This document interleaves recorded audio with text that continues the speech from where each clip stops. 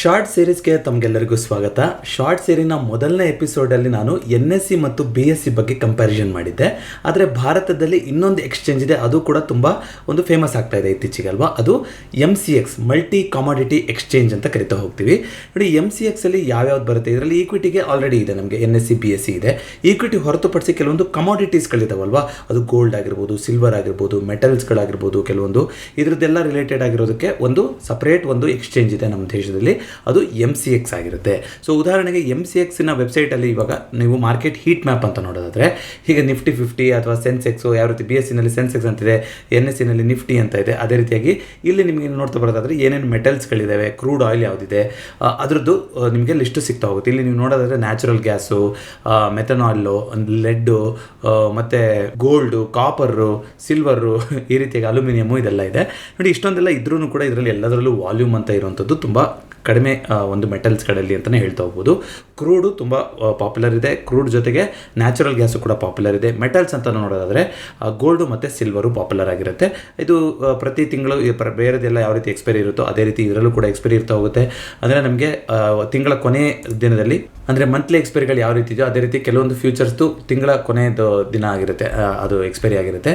ಕೆಲವೊಂದು 15ನೇ ತಾರೀಕು ಅಂತ ಸೆಟ್ ಮಾಡಿದ್ದಾರೆ, 15ನೇ ತಾರೀಕು ಆಸ್ಪಾಸಲ್ಲಿ ಬರ್ತಾ ಹೋಗುತ್ತೆ. ಸೊ ನೋಡೋದಾದರೆ ಯಾವ್ಯಾವ್ದಿದೆ ಅಂದರೆ, ಆದರೆ ಇಲ್ಲಿ ನೀವು ಅರ್ಥ ಮಾಡ್ಕೊಂಡಿರೋದು ಏನು ಬೇಕು ಅಂತಂದರೆ, ಈ ಎಷ್ಟು ಕ್ವಾಂಟಿಟಿ ಆಗಿರುತ್ತೆ ಅನ್ನೋದು ಇಂಪಾರ್ಟೆಂಟು.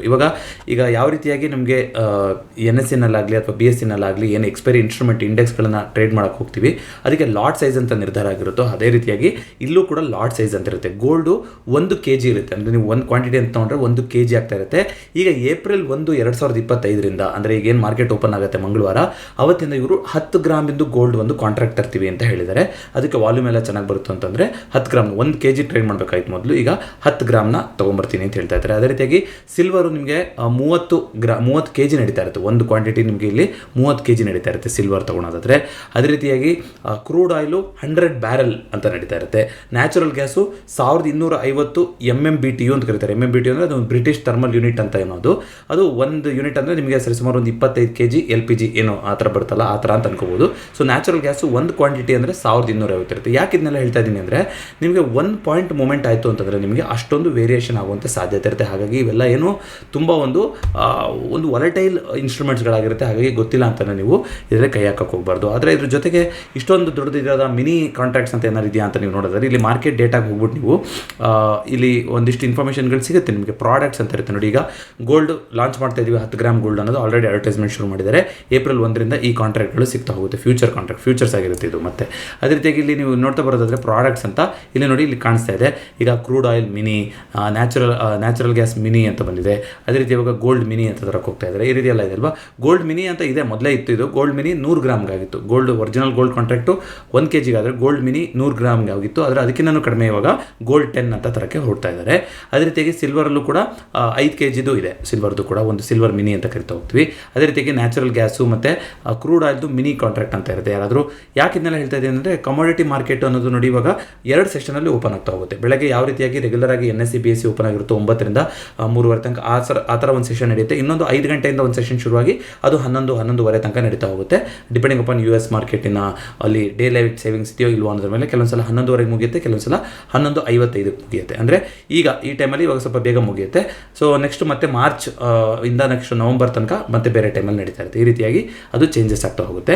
ಸೊ ಇದು ಕಮೋಡಿಟಿ ಮಾರ್ಕೆಟ್ ಬಗ್ಗೆ ಆಗಿತ್ತು. ಯಾರಿಗಾದರೂ ಈಗ ಆಫೀಸ್ಗಳು ವಾಪಸ್ ಕರೆದಿರ್ಬೋದು, ಬೆಳಗ್ಗೆ ಮಾರ್ಕೆಟಲ್ಲಿ ನಿಮಗೆ ಟ್ರೇಡ್ ಮಾಡೋಕ್ಕೆ ಸಾಧ್ಯ ಆಗದಲ್ಲೇ ಇರ್ಬೋದು, ಅಂಥವ್ರು ಕಮೋಡಿಟಿ ಮಾರ್ಕೆಟ್ನ ಎಕ್ಸ್ಪ್ಲೋರ್ ಮಾಡ್ಬೋದು. ಆದರೆ ದಯವಿಟ್ಟು ವರ್ಚುವಲ್ ಟ್ರೇಡಿಂಗ್ ಮಾಡಿಕೊಂಡು ಮಿನಿ ಕಾಂಟ್ರಾಕ್ಟ್ಗಳೇನಿರುತ್ತೆ, ಎನರ್ಜಿ ರಿಲೇಟೆಡ್ ಆಗಿರ್ಬೋದು, ಮೆಟಲ್ಸ್ ಎಲ್ಲ ಆಗಿರ್ಬೋದು, ಎಲ್ಲದರಲ್ಲೂ ಮಿನಿ ಕಾಂಟ್ರಾಕ್ಟು ಆಗಲೇ ಹೇಳ್ದಂಗೆ ಎಲ್ಲದರಲ್ಲೂ ಲಿಕ್ವಿಡಿಟಿ ಅನ್ನೋದು ಇರೋದಿಲ್ಲ. ಸೊ ಟರ್ನ್ ಓವರ್ ಅಂತ ನಾವು ನೋಡ್ತಾ ಬರೋದಾದರೆ ಆಯಿತು, 98% ಆಫ್ ಕಮೋಡಿಟೀಸ್ ಏನು ಟ್ರೇಡ್ ಆಗುತ್ತೋ ಅದು ಥ್ರೂ MCX ಟ್ರೇಡ್ ಆಗುತ್ತೆ. NSE BSEನಲ್ಲಿ ಇಲ್ವಾ ಅಂದರೆ ಇದೆ ಕಾಂಟ್ರಾಕ್ಟ್ಗಳು, ಆದರೆ ಇಷ್ಟೊಂದು ಟ್ರೇಡ್ ಆಗೋದಿಲ್ಲ ಅಲ್ಲಿ, ಅಂದರೆ ಕಮೋಡಿಟಿ ಸೆಗ್ಮೆಂಟ್ ಅಂತ ನೋಡೋದಾದರೆ.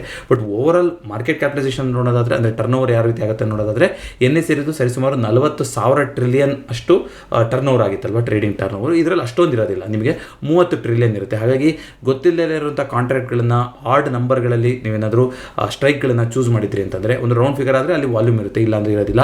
ನೀವು ಯಾವ ರೀತಿಯಾಗಿ NSEನಲ್ಲಿ ನೋಡ್ತಿರೋ ಅದೇ ರೀತಿ ಇಲ್ಲೂ ಕೂಡ ನೀವು ಪ್ರತಿಯೊಂದ್ರದ್ದು ಕೂಡ ನೀವು ಆಪ್ಷನ್ ಚೇಂಜ್ ನೋಡ್ತಾ ಹೋಗ್ಬೋದು. ಪ್ರತಿಯೊಂದನ್ನು ನೀವು ಇಲ್ಲಿ ಅನಲೈಸ್ ಮಾಡಿ ಅಲ್ಲಿ ವಾಲ್ಯೂಮ್ ಇದೆಯಾ ಏನಿದೆ ಅಂತ ನೋಡಿಕೊಂಡು ಆ ರೀತಿಯಾಗಿ ಮುಂದುವರಿತಾ ಹೋಗ್ಬೋದು. ಎಕ್ಸ್ಪೈರಿಗಳು ನಾನು ಆಗಲೇ ಹೇಳ್ದಂಗೆ ಸುಮಾರು ತಿಂಗಳ ಕೊನೆಯ ದಿನ ಆಗ್ತಾ ಹೋಗಿರುತ್ತೆ, ಆ ಥರನೇ ಎಕ್ಸ್ಪೈರಿ ಇರುತ್ತೆ. ಕೆಲವೊಂದು ಕ್ರೂಡಿಂದು ಮತ್ತೊಂದು ದಿನ ನಿಮಗೆ 15ನೇ ತಾರೀಕು ಆಸ್ಪಾಸಲ್ಲಿ ಎಕ್ಸ್ಪೈರಿ ಇಡಕ್ಕೆ ನೋಡ್ತಾರೆ. ಅವತ್ತೇನೋ ರಜಾ ಇದೆ ಅಂದರೆ ಅದ್ರ ಮಾರನೇ ದಿನ ಎಕ್ಸ್ಪೈರಿ ಆಗಿರುತ್ತೆ.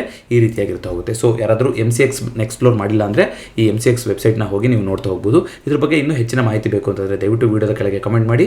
MM ಪ್ರೀಮಿಯರ್ನಲ್ಲಿ ಅದನ್ನ ತರಲಿಕ್ಕೆ ಪ್ರಯತ್ನ ಪಡ್ತೀನಿ. ಮತ್ತೊಂದು ಶಾರ್ಟ್ ಸೇಲ್ಸ್ನೊಂದಿಗೆ ಭೇಟಿಯಾಗೋಣ. ಎಲ್ಲರಿಗೂ ನಮಸ್ಕಾರ.